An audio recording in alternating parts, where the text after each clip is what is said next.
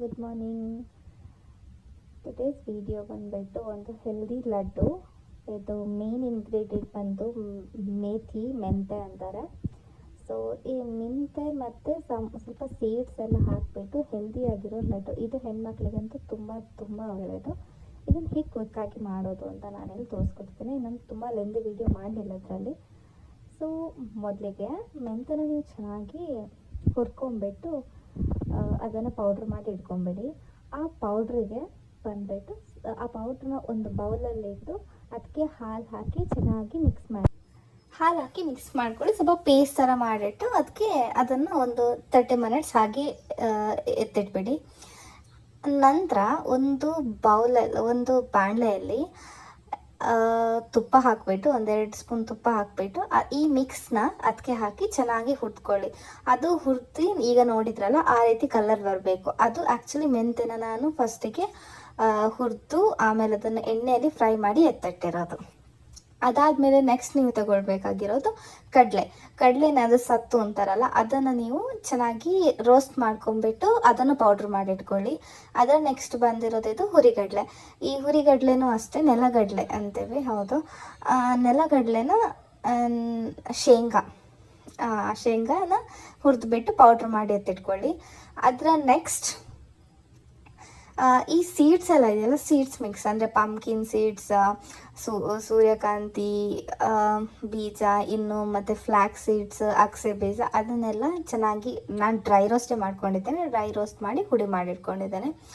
ಅದಾದಮೇಲೆ ನಿಮಗೆ ಬೇಕಾದರೆ ಬಾದಾಮ್ ಮತ್ತು ಗೋಡಂಬಿ ಇದನ್ನು ಫ್ರೈ ಮಾಡಿಕೊಂಡು ಹುರಿದ್ಕೊಂಡು ಇಟ್ಕೋಬೋದು ಪೌಡರ್. ದಟ್ ಇಸ್ ಆಪ್ಷನಲ್, ನಿಮಗೆ ಬೇಕಾದರೆ. ನಾನಿಲ್ಲಿ ಹಾಕ್ಕೊಂಡಿದ್ದೀನಿ. ತುಂಬ ಅದನ್ನು ಇದು ಮಾಡಲಿಲ್ಲ, ಏನು ತುಂಬ ಪೌಡರ್ ಥರ ಮಾಡ್ಕೊಳ್ಳಿಲ್ಲ, ಲೈಟಾಗಿ ಗ್ರೈಂಡ್ ಮಾಡ್ಕೊಂಡಿದ್ದೇನೆ. ಸೊ ಆಗಿಬೇಕಾದ್ರೆ ಬಾಯಲ್ಲಿ ಸಿಗಲಿ ಅಂತ ಗೋಡಂಬಿ ಮತ್ತು ಬಾದಾಮಿ.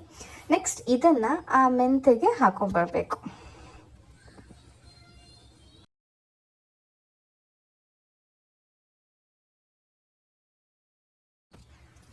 ಈ ಎಲ್ಲ ಪೌಡರ್ನ ಆ ಮೆಂತೆ, ನಾನೇನು ಹೇಳಿದೆ, ಮೆಂತೆನ ರೋಸ್ಟ್ ಮಾಡಿ ಹುಡಿ ಮಾಡಿ ಹಾಲು ಹಾಕಿ ಆ ಮಿಕ್ಸ್ನ ಎಣ್ಣೆಯಲ್ಲಿ ಆಲ್ಮೋಸ್ಟ್ 15-20 ಮಿನಿಟ್ಸ್ ಹುರಿದು ಇಟ್ಟಿರೋದಕ್ಕೆ ಮತ್ತೆ ಹಾಕೊಂಡ್ಬಿಡ್ಬೇಕು.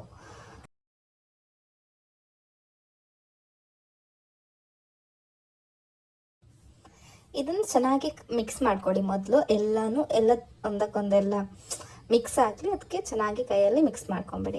ಇಲ್ಲಿ ನಾನು ಏನು ಮಾಡ್ತಿದ್ದೇನೆ ಅಂದರೆ ಬೆಲ್ಲದ ಪಾಕ ಮಾಡ್ತಿದ್ದೇನೆ. ಬೆಲ್ಲಕ್ಕೆ ನೀರು ಹಾಕಿ ಅದನ್ನು ಕುದಿಸ್ತಾ ಇದ್ದೇನೆ. ಇದು ಫೈನಲ್ ಪ್ರಾಸೆಸ್. ಸೊ ಚೆನ್ನಾಗಿ ಬೆಲ್ಲ ನಿಮಗೆ ಎಷ್ಟು ಬೇಕು, ನೀವು ಎಷ್ಟು ಮಾಡ್ತಿದ್ದೀರಾ ಅದರ ಬೇಸಿಸ್ ಮೇಲೆ ತಗೊಳ್ಳಿ. ಅದು ನಿಮ್ಗೆ ಗೊತ್ತಾಗುತ್ತೆ ಅಫ್ಕೋರ್ಸ್ ಮಾಡಬೇಕಾದ್ರೆ. ಸೊ ನೋಡಿ, ಈ ರೀತಿ ಕುದಿ ಬರಬೇಕಾದ್ರೆ ಲೈಟಾಗಿ ಒಂಚೂರು ಅಂಟನ್ ಟೈಪ್ ಬರ್ತಾ ಇದೆ. ಓಕೆ, ಸೊ ಆ ರೀತಿ ಬರೋ ತನಕ ಚೆನ್ನಾಗಿ ಅದನ್ನು ಕುದಿಸ್ಬಿಟ್ಟು ಅದನ್ನು ಈ ಮಿಕ್ಸಿಗೆ ಹಾಕ್ಕೊಳ್ಳಿ. ನಾನಲ್ಲಿ ವಿಡಿಯೋ ಸ್ವಲ್ಪ ಮಿಸ್ ಆಯಿತು ನಂದು. ನಾನೇನು ಮಾಡಿದೆ ಅಂದರೆ ಆ ಬೆಲ್ಲದ ಪಾಕನ ಇದಕ್ಕೆ ಹಾಕಿ ಚೆನ್ನಾಗಿ ಕೈಯಲ್ಲಿ ಮಿಕ್ಸ್ ಮಾಡ್ತಾ ಇದ್ದೇನೆ. ನೋಡಿ ಸರ್, ಈ ರೀತಿ ಬರಬೇಕು. ಆಮೇಲೆ ಅದನ್ನು ನಾವು ಉಂಡೆ ಕಟ್ಟಿದ್ರೆ ಆಯಿತು. ಸೊ ದಿಸ್ ಇಸ್ ಫೈನಲಿ ಇದು ಹೇಗೆ ಕಾಣ್ತಿದೆ ಅಂತ ನೀವು ನೋಡ್ಬೋದು. ಇದನ್ನು ಒಂದು ಕಂಟೈನರ್ಗೆ ಹಾಕಿಬಿಟ್ಟು ಎತ್ತಿಡ್ತಾ ಇದ್ದೀನಿ. ಡೈಲಿ ಒಂದೊಂದು ತಿಂದರೆ ಹೆಲ್ತ್ಗೆ ತುಂಬ ಒಳ್ಳೆಯದು.